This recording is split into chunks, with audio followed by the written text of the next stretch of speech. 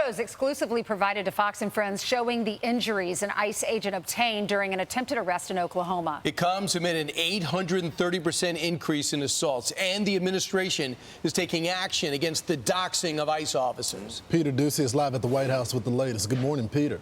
Good morning. Assaults on ICE officers are up 830% when you look at January to July of this year versus January to July of last year. The big change there, of course, would be Donald Trump coming into the White House in January. And we've got these exclusive photos that hammer home how dangerous some of these assaults are. 2 days ago, ICE pulled over a Honduran national in Oklahoma City. The guy refused to get out of the car. ICE tried to remove him from the car. The suspect took off with an ICE officer stuck in his car. These injuries in the photos are from an ICE officer being dragged across the road. That is why Jose Melgar Rivas, seen on your screen here in a mugshot, is now under arrest. DHS Secretary Noem says we will prosecute, is also now talking about doxing the ICE agents, a separate issue for them.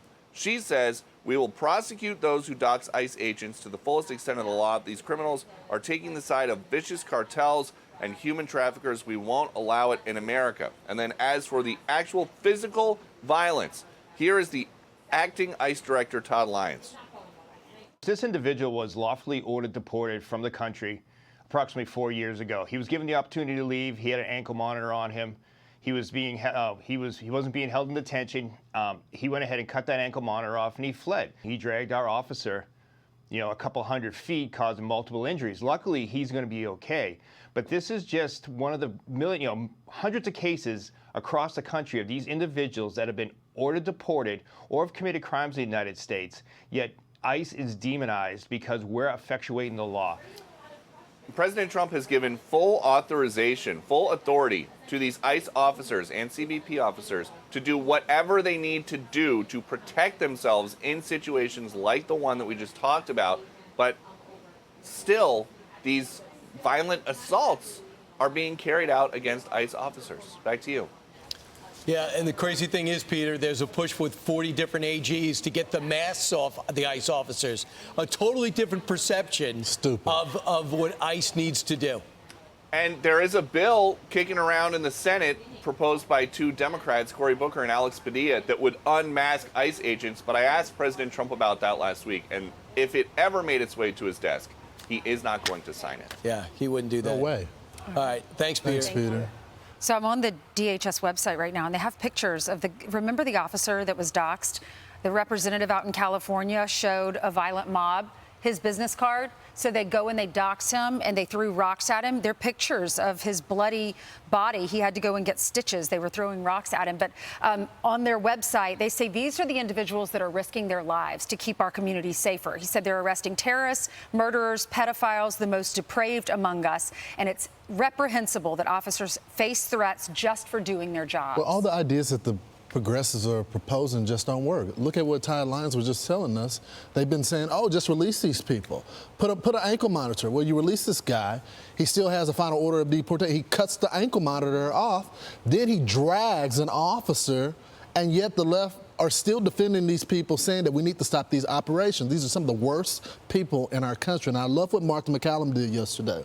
She interviewed the ICE officers and let them tell their own stories. Why do they arrest other individuals that are not criminals? Well, they find when they're out there arresting the criminals, if they're with someone here illegal in the country, they're going to grab them up as well. But just go to show you the different mindset that you're dealing with if you're a Republican. Remember, it wasn't too long ago when all those Democratic candidates were asked, do you want to decriminalize border crossings? And every one of them put their hands up. So they think it's no big deal you come into our country. But our country feels differently to the point where now Bernie Sanders and John Kerry say we're not a country without a border. Sooner or later, they're going to realize they're taking the side of the fugitive illegal alien and realize they're on the wrong side of that, like the transgender issue, in my view. Yep. So there's an article, an op-ed in the New York Times. And this is the headline. This was written, first of all, by, his name is Blas Nunez Neto. He was the Assistant Secretary for Border and Immigration Policy under Joe Biden. And the headline says, I was one of Biden's border advisors. Here's how to fix our immigration system. Does anybody you know going to keep reading There's after a whole that introduction? long article. So Homeland Security on X responded Can we just remind this everybody way. that nobody got in last month? Zero. Right. Zero crosses. The border is secure. Homeland Security, who has secured the border, responded this way. I was Humpty Dumpty.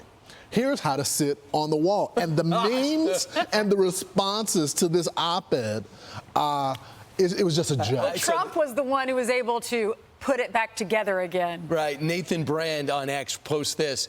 I hosted the Fire Festival. Here's how to run a music festival.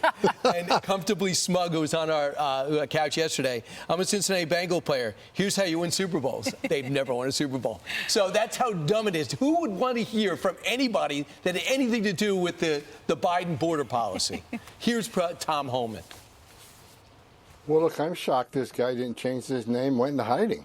I mean, he has blood on his hands. I can't believe he's actually admitting to be a Biden border advisor because, based on his advice, we had historical immigration. They took the most secure border we ever had in Trump 45 and unsecured on purpose, which caused a historic increase in sex trafficking of young women and children.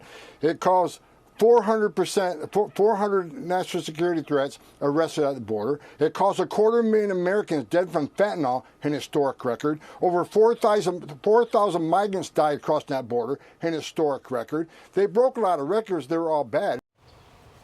Biden's on a winning streak, and this is his biggest one. I just feel like the next story, as we talk about how the president has clearly secured the border, is what is going to be the president's plan after he gets the deportations done to reform the immigration process. And I know there's a lot of proposals out there, but it has to be his plan. It has to be a plan that's respected by the public because they realize that he secured the border. He is going to continue the deportations, but he wants people here legally as well. What is his immigration process? Who gets a visa? Who gets the opportunity to stay here? And who's clearly going to leave the country? But again, Ainsley, his June numbers tell a big story. Yeah, look at these numbers. They were in June. 25,228 total encounters nationwide. That is the lowest monthly total in CBP history. And then 8,024 U.S. Border Patrol apprehensions nationwide. That's a new historic low. 6,072 Southwest border apprehensions, 15% lower than the previous March record. 136 apprehensions on June 28th, lowest single day total in the agency's history. And look at this, 0 parole releases, as Brian was saying, compared to 27,766 that were released last June under Joe Biden. Yeah, I mean, the numbers are incredible. They're astounding. They're better than President Trump did in 2016. And it's the ripple effect. It's the word comes out. If you're in Central and South America, if you get close, you're not going to get in. If you're going to sell your mud hut to come here, it's not a good investment. You're going to lose your money. You're going to lose your money. And what you're talking about, too, is some type of immigration reform, addressing the other elements of immigration that's not necessarily even controversial. But Jim Jordan says, I'm thinking about moving my legislation through.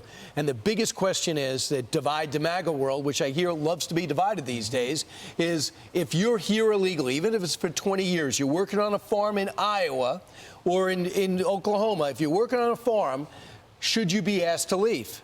And what Trump is looking at this and talking to the farmers and his agricultural secretary is, as well as the meatpacking industry and hospitality, is let's try to work something out. Number one, there's got to be some type of fine. Number two, you can't get citizenship. But, no amnesty. Yeah, it's called regularization. That's right. Or something. There's got to be some type of fine. And then you got to have a voucher from your boss or a sponsor. So I think there might be something there. But in saying this, a third of maybe Donald Trump supporters go, absolutely no way. I don't want to hear anything. It's just a form of amnesty. Maybe Laura Ingraham feels that way. Charlie Kirk feels that way. I feel differently. I feel like I want to work with the farmers meatpacking and do what I just said. Fine. Give them insurance. They got to pay for it out of their paycheck. Bring up the wages to commiserate with where we are in America, minimum wage, whatever it is. And I think that's the only way. And the only reason it's possible is because for the first time ever, they've sealed the border. I think the president agrees with you. I'm Steve Doocy. I'm Brian Kilmeade. And I'm Ainsley Earhart. And click here to subscribe to the Fox News YouTube page to catch our hottest interviews and most compelling analysis.